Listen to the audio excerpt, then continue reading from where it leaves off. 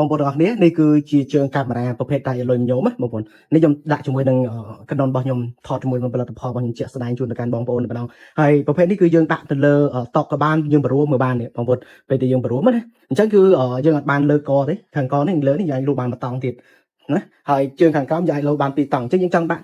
នៅលើតុអញ្ចឹងក៏បានឬក៏មួយទៀតយើងចង់ដាក់នៅខាងក្រោមក៏បានដែរបលូតជើងអស់ណាបងប្អូននេះអញ្ចឹងនេះសម្រាប់ការបលូតជើងណាបងប្អូននេះបលូតជើងអស់ហើយ2តង់នេះបងប្អូន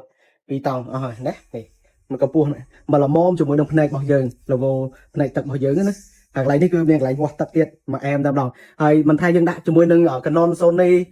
កាមេរ៉ាទូរស័ព្ទអីផ្សេងៗគឺយើងដាក់បានទាំងអស់បងប្អូនទាំងគ្នាដាក់បានទាំងអស់ហើយយើងដាក់ lens ធំៗក៏បានដែរជាមួយនឹង lens 24 105គឺយើងដាក់បានដែរ lens zoom ណាបងប្អូនអញ្ចឹងគឺមកអែមមែនតើសម្រាប់ការថតវីដេអូថតផលិតផលថត commercial អីផ្សេងៗណាបងប្អូនថតរឿងថតខ្លីៗមកអែមតែម្ដងបងប្អូនអញ្ចឹងសម្រាប់បងប្អូនដែលត្រូវការជើងកាមេរ៉ាប្រភេទដាក់លុយញោមដែលរឹងមាំនេះបងប្អូនទាំងគ្នាទៅនេជូនទៅកាន់បងប្អូនហើយអត់ចាញ់ខ្យល់ទេណាបងប្អូនហើយកន្លែងនេះគឺយើងអាចមូលឡុកបានទៀតនេះសំខាន់កន្លែងនេះមូលឡុកគឺវាអត់មានលាត់ផ្ទាត់អីមកវិញទេហើយមួយទៀតខាងក្រៅនេះគឺយើងមានកន្លែងខ្ពស់ឲ្យវាកាន់តែធ្ងន់ប្រជុំទម្ងន់កាន់តែធ្ងន់ទៀតនេះមានអេប៉ុងហើយកន្លែងនេះមានដៃកាន់មកអែមតែម្ដងបងប្អូនទាំងគ្នាហើយកន្លែងនេះយើងអាចប្រវល់នេះថត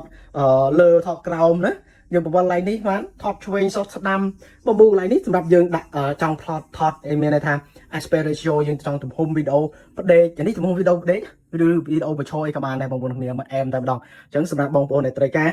ជើងកាមេរ៉ានេះបងប្អូនអាចឆាតមក Aspitech បានយើងមាន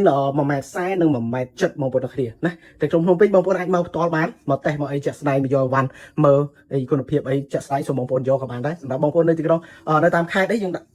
តាមរយៈបន្ថែមជូនទៅកាន់បងប្អូនណាបងប្អូនទាំងគ្នាចំពោះអីវ៉ាន់គឺធានាជូនទៅកាន់បងប្អូនតែម្ដងដូចរូបដូចវីដេអូ